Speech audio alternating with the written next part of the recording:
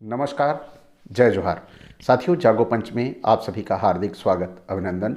साथियों, आप सभी ने हमारा पिछला वीडियो सती प्रथा कैसे बनाई गई, सती प्रथा का उद्देश्य क्या था कि वो उसका निर्माण हुआ, उसके पीछे आप सभी ने देखा होगा कि चित्पावन ब्राह्मण के द्वारा कैसे उसकी सत्ता हथियाने के लिए उसे प्रेरित करके सती होने के लिए मजबूर किया। और वहीं से सती प्रथा का मतलब शुरुआत हुई, आरंभ हुई, वहीं से सती प्रथा उत्पन्न हुई।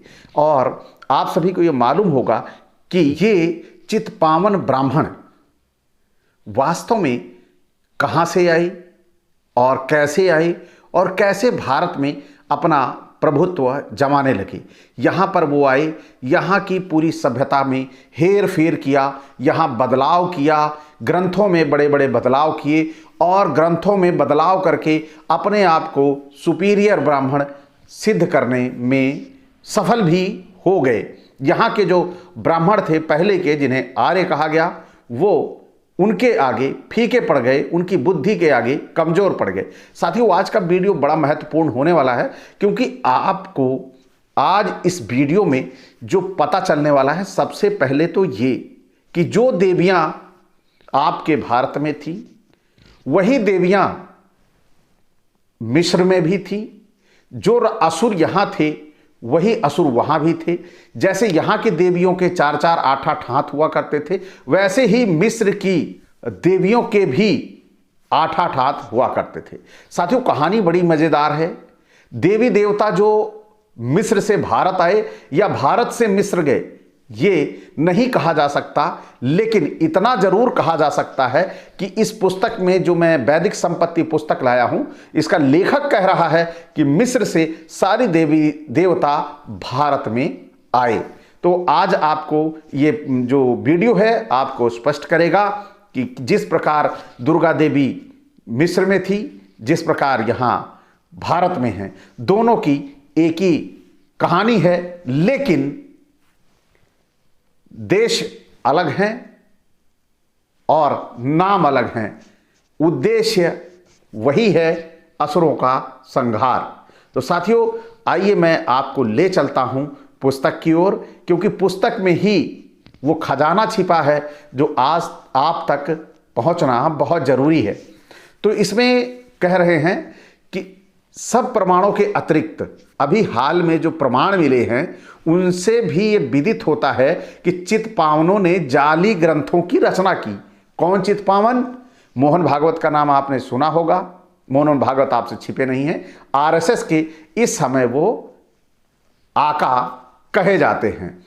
सिद्धांत विजय के पृष्ठ 9-10 पर लिखा है कि सतारा दरबार के दफ्तर में जो कागज पत्र मिले, उनसे प्रकट होता है कि पेशवाई काल में अप्पा साहब पटवर्धन और नीलकंठ शास्त्री ने जाली ग्रंथों की रचना की थी। इसके सिवा रजवाड़ा ची, गंगा भट्टी आदि पुस्तकों में चित्पावनों द्वारा जाली ग्रंथ की रचना का विस्तृत वर्णन है। इसलिए यहां अब अधिक लिखने की आवश्यकता नहीं है। यहां तो केवल इतना ही लिखना है कि अभी हाल में सबके देखते देखते निर्णय सागर प्रेस में जो उब्बट महिधर के भाष्य सहित यजुर्वेद छपा है, उसमें भी पाठभेद किया गया है।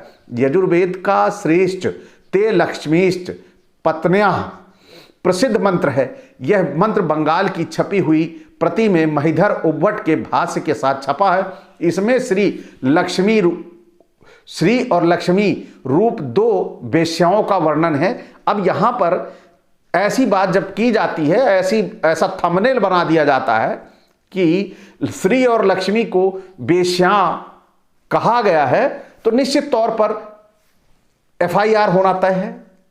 लेकिन क्योंकि अंदर क्या लिखा गया, अंदर क्या कहा गया है, यह समझेंगे नहीं। तो यही होता है कि लोग समझते नहीं है बातों को। पुस्तकों में लिखा गया है कि उन्हें वेश्या, यानी 2 वेश्याओं का वर्णन है, श्री और लक्ष्मी, परंतु हाल की छपी हुई निर्णय सागर की प्रति से वेश्याओं की बात निकाल डाली गई है। परंतु यूरोप की छपी हुई प्रति निर्णय सागर की प्रति से पहले की छपी है, उसमें वही वेश्याओं की बात है। इससे ज्ञात होता है कि उब्बट महिधर का असली अर्थ वही है। निर्णय सागर वालों ने व्यर्थ ही उस पाठ को बदला है। निर्णय सागर प्रेस का संबंध दाक्षिणात्यों से है, इसलिए अनुमान होता है कि यह कृत्य भी किसी चित्पावन महात्मा का ही होगा। जो हो, यहाँ कहने का अभिप्राय केवल इतना ही है कि चित्पावनों ने आर्य शास्त्रों में मिश्रण किया है। यही नहीं कि इन्होंने नवीन ग्रंथों की रचना और प्राचीन ग्रंथों में केवल मिश्रण ही किया, प्रत्युत उन्होंने यहाँ के हिंदुओं में अपने जाति और देश के पूज्य देवी देवताओं का भी पूजा प्रसार किया है।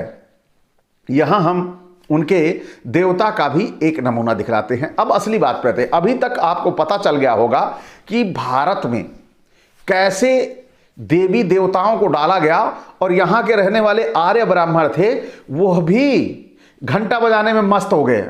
जो बाहर के ये चित्पावन ब्राह्मण आए थे, इन्होंने अपने देवी देवता यहाँ ला के डाले और यहाँ के आर्य ब्राह्मणों ने उसे हाथों हाथ लिया और लग गए मंदिर में घंटी बजाने। भाई आप सबसे पहले देखो ना, तो ये है क्या मसाला, असली मसाला अब आपको यहाँ से मिलेगा कि कैसे मिस्र के देवी देवता भारत आ गए। ये तो देश पूजा करता था जमीन की, जानवर की, बाघ की, यानी प्रकृति का पूजक देश था। ये कैसे देवी देवताओं पर पहुंच गया, यह अभी आपको पता चल जाएगा। जिस प्रकार भारत देश में श्री नामी देवी के अंशों से दुर्गा, काली, भवानी, भैरवी, चंडी, अन्नपूर्णा, चामुंडा आदि रूप बनाए गए हैं, उसी प्रकार मिस्र देश में भी आदि माया ईसुसी के अंशों से मिनर्वा, जुनो, वेंसा, होवा, हेक्टी, डायना, हुआ आदि रूप माने जाते हैं। यहाँ वाले जिस प्रकार चंदन, अक्षर, धूप, दीप, मांस, रुधिर से अपनी देवियों की पूजा अर्चना करते हैं, ठीक उसी प्रकार मिस्र वाले भी करते हैं। जिस प्रकार यहाँ की देवियों के चतुर्भुज, अष्टभुज और सहस्रभुज आदि रूप हैं, उसी प्रकार मिस्र की प्रतिमाओं के भी हैं। जिस प्रकार के अस्त्र शस्त्र यहाँ की देवियां रखती हैं, वैसे ही मिस्र की देवियों के पास है। जिस प्रकार यहाँ की देवी ने महिषासुर का तो नाम सुना होगा, महिषासुर भैंसे के मुंह वाला राक्षस को मारा है, वैसे ही मिस्र की इशुशु मिनर्वा देवी ने भी हीकस हिपोपोटमस नामी दरियाई घोड़े के मुंह वाले राक्षस को मारा है। साथियों, यहां पर आपको ये तो अब पता चल गया होगा कि वहां पर कि वह मिस्र की जो देवी थी, उसने दरियाई घोड़े वाले मुंह को मारा, और जो भारत की देवी थी उसने भैंसे वाले को, असुर को मारा। तो अब यहां पर आपको लग रहा होगा कि दोनों राक्षस एक ही हैं। समझिए कि जो वहां पर भी कोई पुरुष पैदा नहीं हुआ, वहां पुरुष पैदा नहीं हुआ दरवाई घोड़ा मारने के लिए, यहां पुरुष कोई पैदा नहीं हो पाया भैंसा मारने के लिए। तो निश्चित तौर पर अब आप यहां पे समझना चाहिए आपको कि देश अलग अलग हैं, देवी देवता की कहानी एकदम हूबहू मिलती जुलती है। तब आपको अब लगेगा कि वास्तव में कोई हमें जरूर ठग रहा है, कोई जरूर गुमराह कर रहा है। तो यहां पर आपको लग गया अब कि जो वहां की देवियां खाती हैं वो यहां की देवियां खाती हैं, जो वहां के धूप अगरबत्ती लेती हैं यहां की भी लेती हैं। तो अब आप समझिए, कहीं इनकी मौसेरी बहन तो नहीं थी यहाँ की देवी देवताओं के, मौसेरे भाई बहन तो वहां नहीं रहते थे, या हो सकता है इनके रिश्तेदार रहते हों, अन्य किसी देश में ना छोड़े हों, इसी दो देशों में काम कर रहे हों, ये भी हो सकता है, क्योंकि हमारे जो भक्त हैं वो ये कह सकते हैं। लेकिन चलिए पुस्तक की ओर चलते हैं। जिस प्रकार नवरात्र यहाँ होते हैं, ठीक वैसा ही नवरात्र का उत्सव मिस्र में भी होता है। लो, एक और समानता मिल गई। जिस प्रकार अब आप समझिए कि आप यूं कहें कि नवरात्र 9 दिन यहाँ है और 9 दिन वहीं मिस्र में भी होता है, तो आप समझ सकते हैं हूबहू वहीं से कॉपी होके आया है। अब ये चित्पावनों का पूरा जो षड्यंत्र है वो आपके सामने है। जिस प्रकार घट को, जिसे वहां पर किनाव कहते हैं, यहां घट कहते हैं, जिसे कलश कहते हैं आप लोग, वहां किनाव कहते हैं। जिस प्रकार यहां घट पर स्वास्तिक का चिन्ह बनाया जाता है, इसी तरह वैसे ही मिस्र वाले भी स्वास्तिक, द्वित्व, त्रिकोण, त्रिपुंड और त्रिशूल आदि चिन्ह बनाते हैं। इस समता के अतिरिक्त देवियों की उत्पत्ति के विषय में यहां एक कथा प्रचलित है। उस कथा का सार एक इस प्रकार है कि दक्ष की लड़की पार्वती थी, यह आप सभी को पता है।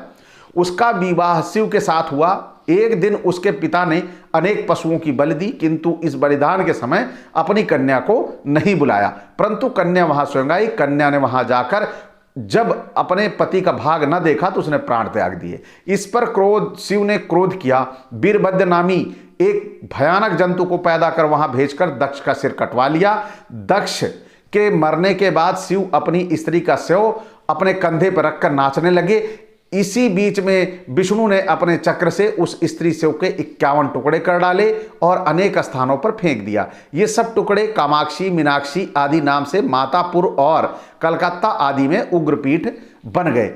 इनमें सबसे प्रधान कामाक्षी है। इसका काम अक्षी नाम इसलिए पड़ा कि यह उस शव की काम की आंख अर्थात गुप्तांग है। यह कथा ज्यों की त्यों दूसरे नामों के साथ मिस्री लोगों में भी प्रचलित है। उनके यहां लिखा है कि उस इस्यूसु के टुकड़े मिनर्वा, आसरपायन, डायना आदि हो गए और इन नामों से प्रख्यात हुए। इस कथा की श्रृंखला तब अच्छी तरह समझ में आती है जब हम दत्तात्रेय के जन्म की कथा से पढ़ते हैं। यानी साथियों, दत्तात्रेय की कहानी क्या है? दत्तात्रेय भी इसी भारत में ही पैदा हुए और दत्तात्रेय आपके मिस्र में भी पैदा हुए। तो साथियों, ये एक ही व्यक्ति दत्तात्रेय मिस्र में कैसे गया और कहानी सेम वही है। कहानी कुछ अलग नहीं है, नाम बदले हैं खाली। यहां का नाम कुछ और है, वहां का नाम कुछ और है, पूरी की पूरी कहानी हूबहू वही है। तो आप समझ सकते हैं, वहां से आए और भारतीय नामों में ये सारे के सारे देवी देवता तब्दील हो गए। ये जो पुस्तक है, पुस्तक का नाम है वैदिक संपत्ति। वास्तव में ये वैदिक संपत्ति कहलाने लायक है, क्योंकि ये संपत्ति जो आप आज ढो रहे हैं, जो देवी देवताओं को ढो रहे हैं, उन्हें उनकी आराधना, तपस्या, पूजा, अगरबत्ती और बड़े बड़े चढ़ावों में मस्त हैं। ये चढ़ावा चितपावनों द्वारा मिस्र से लाया गया है। तो आप सभी इस चीज को समझें, और यदि आपको ऐसा लगता है कि नहीं इस कहानी में कहीं कुछ झोल है, तो आप सभी मिस्र से संपर्क करें, मिस्र के लोगों से, और वहां से पुस्तकें मंगाइए। और जब आप पुस्तक वहां से मंगाएंगे तो वहां के देवी देवता आपके सामने हो जाएंगे, और जब वहां के देवी देवता आपके सामने होंगे तो आपको समझ में आएगा कि वास्तव में जो देवी देवता थे वहां वाले, वो भारत चितपावनों के द्वारा चले आए। जब वो चितपावन भारत आए तो वो आकर यहीं बस गए, रम गए, और यहां पर भारत के मूल निवासियों की भी देखरेख करने लगे। वह भी उनके द्वारा वो उनके देवी देवता यहां के लोगों को लाभ देने लगे, यानी पूजा पाठ खाने लगे। साथियों, ये कहानी बड़ी मजेदार है, और जितना भी मैंने पढ़ के सुनाया है, आप वीडियो के अंत में अभी ये पूरा का पूरा आपको दिखाई भी देगा, आप अपने आप पढ़ भी सकते हैं। तो साथियों, इसी एक अपेक्षा के साथ अगर हमारे जो नए साथी देख रहे हैं, चैनल को सब्सक्राइब करना ना भूलें। इसी के साथ विदा, नमस्कार, जय जोहार।